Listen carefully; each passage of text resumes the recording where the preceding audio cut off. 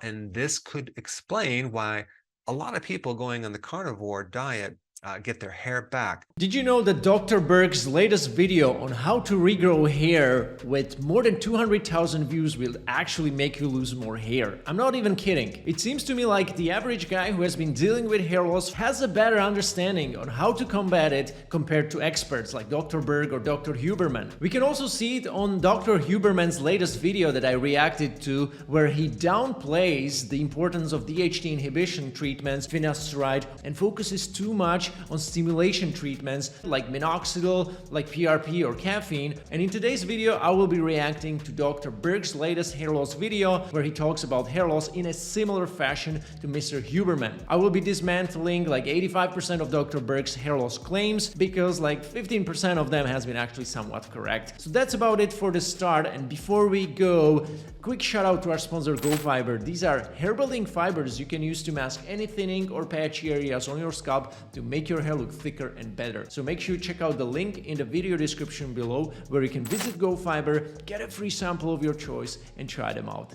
See if you like them. Today we're going to talk about how to regrow your hair. So whether you are losing hair or your hair is becoming thinner or you have alopecia, this video is for you. I wish I could say there was a magic pill you could just take to regrow your hair, but there's a couple aspects about this that you need to understand, especially as it relates to your foods and your diet. So what is hair? Hair is protein, right? It's a type of collagen.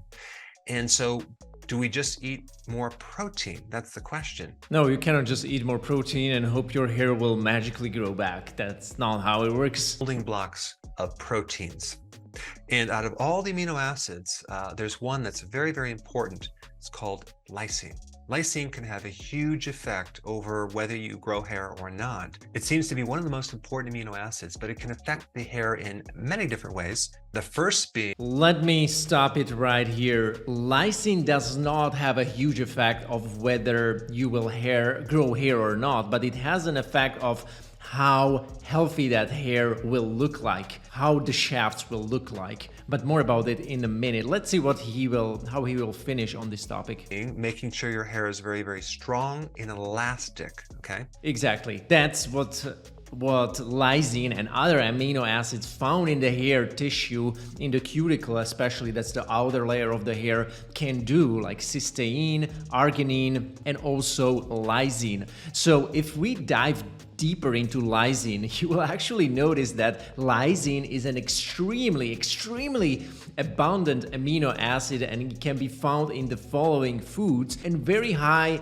quantities. If you look at this chart, top 10 foods highest in lysine, you can see that about 2,100 milligrams of lysine, which is about 100% of the daily recommended dose, can be found in about 6 ounces or 170 grams of the following foods, like beef, lean chicken breast, lean pork chops, tuna, king crab, firm tofu, low-fat ricotta cheese, milk, and so on and so on. Chickpeas, green peas and beans. So very common foods that most of the people consume on a regular, if not daily, then weekly basis. They will get enough of lysine in their nutrition. So how do you get lysine? What foods are high in lysine? So here he goes into like recommending specific foods, which we actually already looked at, which ones are the ones that are rich in lysine. But why obsess about lysine if you're losing hair? Why to make such a big deal out of this amino acid? Why this particular amino acid and not other ones? So again, amino acid supplements containing lysine, cysteine, glycine, and arginine can only make sense if your hair has been like mechanically damaged by straightening, ironing, perming, mechanical damage causing by bleaching, and doing this on a regular basis, then your hair can actually look weaker, lose that elasticity, and be breaking off very frequently. That's what women usually notice when they visit hairdressers, not usually men. But what helps in such case, the way you replenish those amino acids the best way, has been shown to do it topically by doing leave-in treatments, like either conditioner or some other leave-in treatments that you apply on the hair for some time, for maybe 30 minutes, and then you wash it off. It's not necessarily through replenishing them orally. At least that's not what the research suggests or evidence suggests. Plus, there are no studies done on males with androgenetic alopecia, which 95% of men suffer from worldwide, who would be deficient in lysine, or who would have shown blood work of lysine deficiency. Another thing that's interesting about lysine is it helps you absorb iron. And a lot of people with hair loss are low in iron. Iron is a... Okay, now he starts talking about iron, which makes more sense for people who are suffering from hair loss and thinking about, okay, what are some nutritional factors that could be contributing to it? And iron is oftentimes an indication, but mainly for females, not for males. The hair loss that results from having low iron levels is very, very easy to reverse by supplementing iron, so that's easy. But if you have done blood work recently or throughout the time you have been experiencing hair loss, you can just check it and look at erythrocytes and hemoglobin. These are the two things that can act as a proxy for you to determine whether there is potential iron deficiency or not. Why? Because if you are low in iron, your erythrocytes and hemoglobin will be also low, or will be on the lower end of the reference range. If that's fine, you are not having any iron issues, and you can just simply cross it off of the list as a potential hair loss trigger. Now, if you don't remember, if you don't have blood tests like that in your database, like myself, then you can just simply do a blood test for potential iron deficiency. Now, iron deficiency is also almost exclusively associated with telogen effluvium, which is a short-term hair replacement process where your telogen hairs will fall out and new hairs will form. It's not the miniaturization of the hair. The hair just falls out and then grows back once you correct the problem. Now, most men worry about androgenetic alopecia again, and not telogen effluvium. Throughout the year, you may suffer from a minor or major telogen effluvium based on stress, based on environment, based on many factors. However, there is also a telogen effluvium that is solely, attributed to low iron. And if that's the case, especially by females, then telogen effluvium can be triggered by low iron. But if you are a guy, again, don't worry about those things. Based on my experience with over 2,000 guys that I've consulted, I have not stumbled upon a guy, maybe once, who have mentioned that he had some iron issues and that was causing hair loss because of dermatological assessment. But there was probably one guy out of 2,000. And when talking with other dermatologists and hair transplant doctors, this condition by men, it's really rare, okay? So it's very unlikely that you will have this. Of course, things like hyperthyroidism, celiac disease, gluten intolerance, they can also deplete iron. But again, if you are none of these cases, I wouldn't be worrying about iron at all. So in this study, there were non-anemic iron deficient women with hair loss, and they realized that after supplementing L-lysine and iron, the hair quality got much better. So at least we know where Dr. Berg has his data from. But what I don't like about this presentation is that he seems to be generalizing this issue upon a much wider scale of the population, which just doesn't apply. If you are a guy, it just doesn't apply to you. It's just incredibly unlikely. And he's going to be doing the same with his other points. And that's why it was very important for me to create this video, so you guys get much better clarity on how to assess and evaluate different hair loss causes and how much attention to give them in the first place. Protein. And another factor for the absorption of lysine is if you have any type of inflammation in your gut, you have malabsorption, that could be the reason why you're not absorbing these amino acids. So here this person is eating a lot of grains, thinking they're good, creates inflammation in the gut because of the gluten and other factors.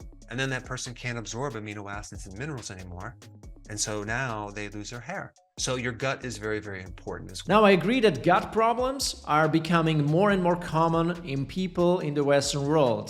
Just look at your friends, relatives, family. I'm sure you know many people. Maybe you have already had a major or minor problem with your gut and not able to tolerate different types of foods. However, this is rarely as serious that a person would be totally unable to tolerate or metabolize one or more of the 9 essential amino acids. Now, you would really have much bigger problems than hair loss. You would be in much more serious problems than having hair loss if your gut would be unable to metabolize those amino acids. Like, you would be feeling tired, your mind would get irritated, you would get swelling, you would get brittle nails, brittle hair, and skin issues as well. If you don't have any of these issues and you have never been diagnosed with major gut problem, then you are fine, and your hair loss is definitely not coming from any deficiency in lysine or any malabsorption problem. So of course, there are going to be some people who will have some hair loss because of malabsorption, but it's as if a fitness trainer would be trying to make his client lose weight,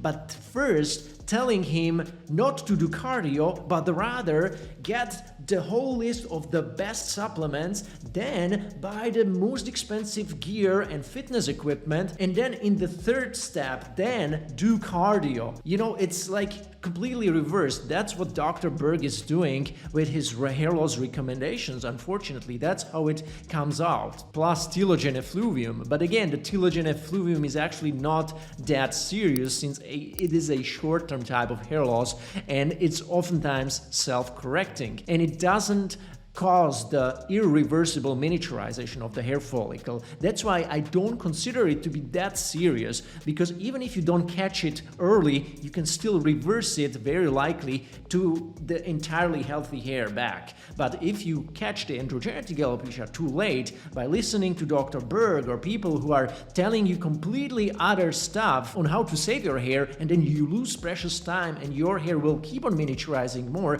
you will not be able to come back and reverse it to its entire thickness, and then you will need to do hair transplant, or you will need to do more aggressive treatments that have more side effects to really come back to your original thickness. But you definitely waste some time by listening to the wrong sources, and that's what I've been doing when I was in my 20s. So that's why I'm making this video. Important as well, and this could explain why a lot of people going on the carnivore diet get their hair back. Now, I personally am not on. No, that's not true. I know many people who have done carnivore diet and nobody regrew hair at all. In fact, I've tried ketogenic diet myself, and my hair fell way thinner on it than a higher carb diet.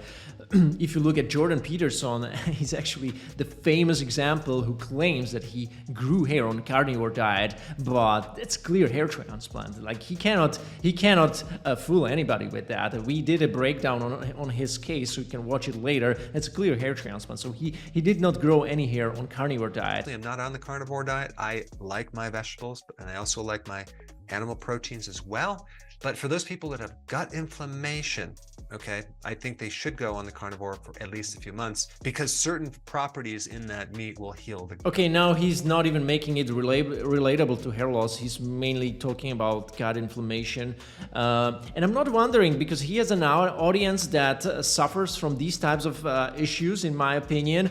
And that's why he likes to always, make it relatable to other diseases and conditions like hair loss, and be like, okay, listen, if you do the, ketogenic diet with me, because he's a big proponent of ketogenic diet, it's not going to just help you lose weight, make you feel great, which again are great benefits of ketogenic diet, but it will also solve hair loss because your gut will be healthy and all these things. And you just cannot do this because it just does not work. There is no scientific evidence that would support that. Yeah, if you have a healthy body, if you lose weight and your gut works great, you will have great hair. Why then so many sportsmen and athletes have, bald heads? And they're having the best nutrition coaches, they're having the best lifestyle, they're having the best stress management and great sleep patterns and so on. So yeah, you cannot just, generalize this way. Connection between your digestive system and your hair.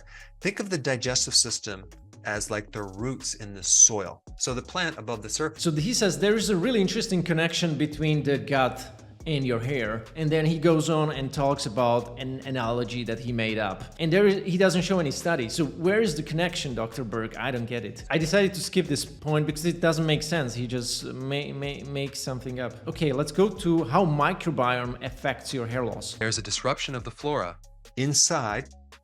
You're going to have an alteration in the flora on the surface of your scalp, not to mention dandruff and other types of skin disorders. So some people, when they start getting on a probiotic from being on an antibiotic for a period of time, start noticing that their hair starts coming back and their hair is thicker.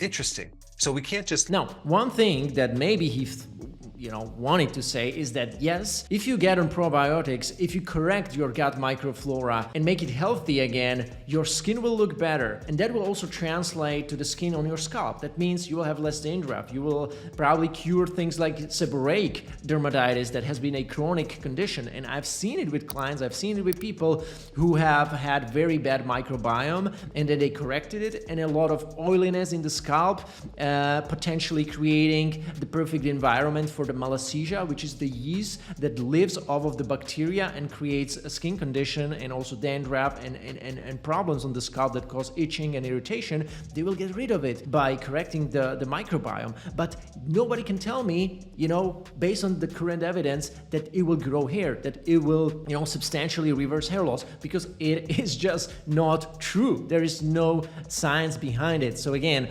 he tries to turn it into like, yes, they grew hair, but nobody grows hair by taking probiotics, unfortunately. We have to look at the whole picture. And many times if you have an overgrowth or some type of fungal overgrowth or whatever on the surface of your skin, the way that you fix it is through the internal gut. You have to start taking more probiotics or... Yeah, definitely. You can fix a lot of skin issues as well, acne, by restoring your microbiome. People who have a lot of acne, they can actually correct it. I've seen it again, times and times again. They can get much better skin, much better looking skin, less acne by correcting microbiome, by adding more fermented fruits and vegetables into their diet, but that will not do anything to your hair, guys. Nothing. Kimchi, kefir, things like that. Let's talk about another thing. It's called DHT. This is a very powerful form of testosterone that has been known to cause a burnout of the hair follicles or even a thinning of the hair. So there's all sorts of medications out there that inhibit this DHT and help you grow. All right, so after how many? 1, 2, 3 bad attempts, he's coming to the meat and potatoes and the causes of the hair loss that actually 95% of men are suffering from, and it's going to be actually applicable to 95% of people who are watching his videos, at least from the male population. So let's say at least what he says about the DHT blockers and whether it makes any sense. Of course, they come with side effects. So what are some natural DHT inhibitors? Well, a big one is zinc, okay, which happens to be in the red meat again too. So consuming more red meat will actually... He really loves the red meat, huh? I mean, I love red meat, but I wouldn't be promoting it everywhere as a magical formula for everything, for growing hair, for getting in shape. Like, you cannot do this. Like, I love red meat, but I wish it could do those things, guys, but it just cannot do those things, Now, the problem with DHT-related hair loss and androgenetic alopecia, that means that your follicles are very sensitive to the DHT that is in the scalp, and it gets there from your system. This type of hair loss is very hard to reverse and the longest to reverse, and if you wait too long you cannot reverse it, unlike when you are deficient with iron or vitamin D. Like, even if such deficiency is chronic and goes on for months or years, you can correct it eventually by getting the iron tablet or vitamin D. Now, the problem with DHT, as I said, is that even if your iron, zinc, omega-3 levels, gut microbiome and all the blood work is on point, nothing is missing, DHT-related hair miniaturization can still make you lose all of your hair. At least the one on top, in that horseshoe-shaped pattern. So he also says that, yeah, some drugs that can block the DHT come with the side effects, so he decided not to even mention them, like finasteride, dutasteride, and so on. And he starts talking about zinc. So again, zinc has the potential to block the 5-alpha reductase enzyme, but it will not be potent. Otherwise, everybody on taking zinc supplements would reduce his DHT levels substantially, and it would be a big deal, and we would see it in blood work, but it's not happening. That's why the DHT reduction that you get with zinc, if even any, is very, very, very minimal. Will help you from many different areas. You can also do pumpkin seed oil. You can do green tea extract. You can do nettle root. These are all natural inhibitors of this DHT. Again, this is something everybody already knows. This is something everybody already tried, and that's why the drugs are here, because they are way more powerful, way more potent, way more likely to quickly reverse your miniaturization. And again, if you're suffering from androgenetic alopecia, which you are if you're a man watching this video, then pumpkin seed will do nothing, green tea neither, and stingent nettle root neither. Listen, I went as far as, grabbing fresh nettle roots, from the nature, drying them and drinking the tea, using this topically, drinking a lot of green tea in my 20s, using the pumpkin seed topically, and it just did not work. And it was easier to believe it even then, because I was young, I didn't want to use drugs. I thought there is a better way, the nature has a better way for us. I don't know why he didn't mention at least the Supplemental, since this is the most known and most studied natural DHT blocker we have, where there are even some randomized controlled trials done on Supplemental, or even this interesting study that compares the efficacy of Supplemental versus finasteride, where of course they realized, it was a 2012 study from Italy, where they realized that finasteride was just way, way stronger in terms of stabilizing hair loss and regaining some hair. You can check out this study later. Now, he also goes back to zinc, and he's just like, zinc, zinc, zinc. Man, why are you obsessing about zinc? If we have very limited information on effects of zinc supplementation improving hair growth, especially in the absence of zinc deficiency. Now, in this study done on 100 individuals who enrolled, only 11.7% of these participants with male pattern baldness had actually some zinc deficiency. So 10 guys who have androgenetic alopecia, one of them happened to have randomly zinc deficiency. So it doesn't have nothing to do with male pattern baldness. So there's another study on alopecia areata patients who happen to regrow some hair after zinc therapy, but we need to also note that these alopecia areata patients have been also zinc deficient. So it was observational study, and actually only 66% of them have seen positive therapeutic effects. It doesn't even mean total regrowth. Positive therapeutic effects could be just very small improvements. That's how they like to word this in the study. So you can see we see no overwhelming evidence that would be pointing us 100% in a direction of using zinc in hair loss management as a big influential factor. It's just not the case. Now, there is some emerging research from labs where zinc chloride enhanced the expression of the cell cycle, regulatory proteins in formation of dermal papilla stem cells. So this is an interesting study, but this type of study is nothing compared to the outcome data, where you would be getting 200 guys, giving them the zinc supplement and checking their hair growth and thickening over 6 months. That's totally different, experiment. So we cannot translate this into wow, let's use zinc, let's topically apply zinc. In fact, that's what I did too. It's called Zix formula. I literally put zinc, crushed the tablet into alcohol and propylene glycol solution, and I applied it topically, and it also did not do almost anything. It's just pretty much nonsense, and it just doesn't apply to the wide spectrum of population. Now, the last thing is the chronic stress. Yes, he's right about that. Stress is making everything worse. It makes your cancer develop in your body. It makes more hair to fall out. But one thing that it's not doing, again, it's miniaturizing the hair follicle. So if you don't have the predisposition to the DHT, even stress will not make you go bald. Maybe you will lose some hair in the short term, but then it grows back once the stress is gone, once you eliminate the stress. So again, even the stress is not such a big deal. So yes, stress can be caused by thousands of causes, but once you are stress-free, the hair grows back by itself. So you don't even, there is no medication, there is no pill that would avoid you from suffering from stress-related hair loss, if that does make sense. So yeah, that was really it, guys, for this video. I hope you got some value and perspective out of this. Let me know in the comments below if everything has been clear. For all of you guys who are interested in my one-on-one consulting services, make sure you check out the link in the video description below, where I will be more than happy, guys, to help you out one-on-one with choosing the right hair transplant clinic,